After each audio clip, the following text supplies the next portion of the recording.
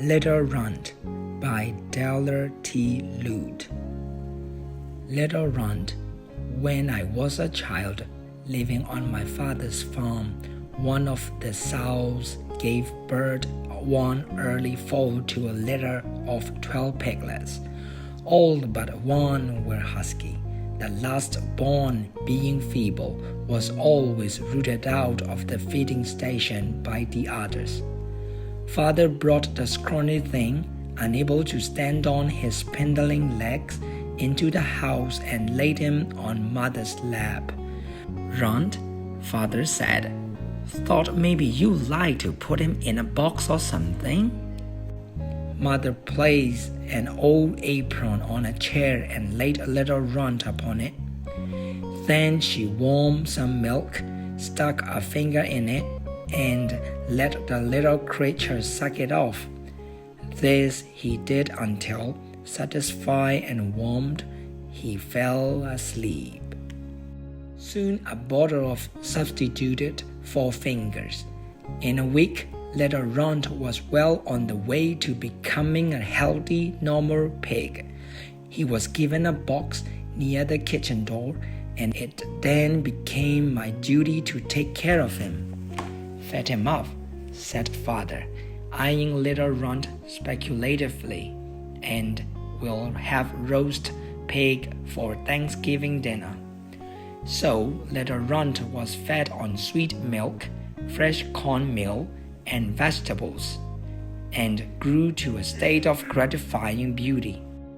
He tagged us Mother's skirt when she looked for eggs and fed the hens. Sniffing at everything in his path, he expressed satisfaction in life with cheerful little or mealtime with high pitch, demanding squeals.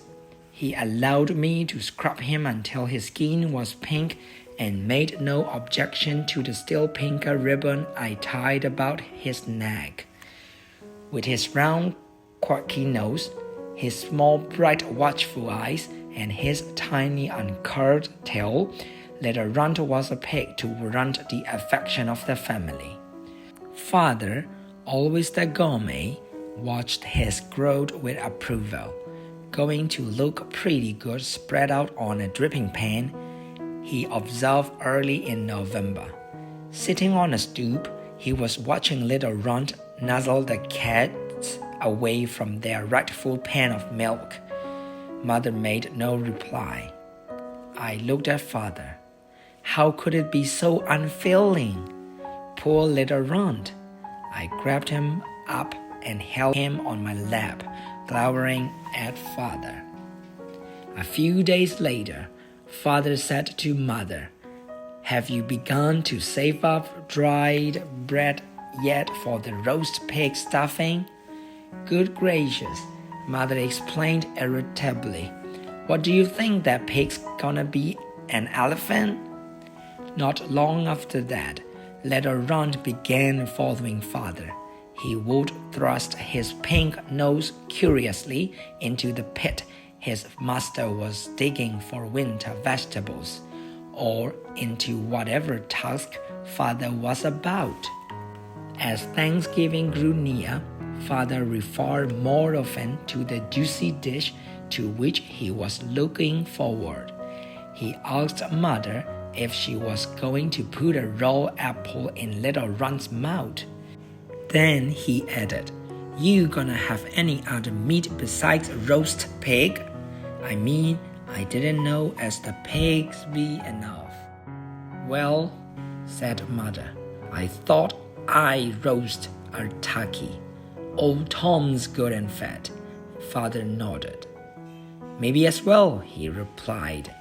In the days that followed, Father enlarged little Runt's daily rations of meals and milk, gave him corn and cut up pumpkin. Mother grew tight-lipped and stern. I mourned for little Runt and avoided Father. 2 days before Thanksgiving, Father bareheaded old Tom, filled the big brass kettle with boiling water, and scalded and plucked him.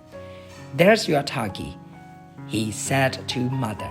"I'll fetch the pig in tonight. Steve O'Bird's gonna butcher him for me." After supper, he set off with little Runt, kicking and protesting in a box. Mother and I sat by the evening lamp at home.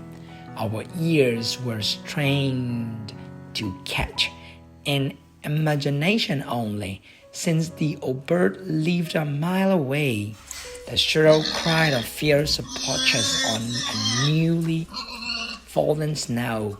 About 9 o'clock, Father returned. He put the horse in the barn and then came stomping up to the back kitchen door. "Where you want him?" he called. "Put him down, Sailor," Mother replied coldly. On the Thanksgiving morning, the little carcass was brought up as soon as breakfast was over. At sight of it, I burst into tears and fled from the kitchen. Now came Uncle Frank and Aunt Catherine and our other relations. At 2 o'clock, all were seated around the table. The turkey was before Mother, and the rosy brown pig before Father. In the little pig's mouth was a red apple. One by one, Father filled the plates. On each he put a slice of pinkish white young pork, a bit of crackling brown skin, a spoonful of mashed potatoes whipped with cream and butter, a spoonful of the stuffing. Mother, brooding eyes intent upon the work before her, carved the turkey. When Father had served everyone except Mother, he looked at her and said, "Now I'm gonna cut you a juicy slice." Mother, struggling to control herself, blustered out, "I don't care for any, thank you," and burst into tears. We all turned to look at her, the guests in astonishment. Tears were streaming from my eyes. Father got up from the table and left the room. Mother wiped her eyes and in a shaken voice said, "It was little Runt. I fed him by hand. He tugged us around. I don't see how he could do it." Just then her tearful apology was interrupted by the sharp staccato squeals of struggling pig. Then we heard Father's voice raised. "Hold your tongue, you little cuss." In came Father, and in his arms, small pig body squirming, was little Runt. Every chair had been pushed back. Food was cooling on the plates. I flew from my chair to greet little Runt and pulled him into my lap. "Why?" cried Mother, gasping. "What? Where?" "Well," said Father, beaming with satisfaction, "when I saw you were really bent on roast pig for dinner, I thought I have to fix it some way to save little Runt. So I took one of the others over to Steve O'Bird's." Uncle Frank said, "You all are very sentimental about animals." Mother wiped her eyes, and as well as I can remember, little Runt lived to a fat old age and died in his pen. Thank you.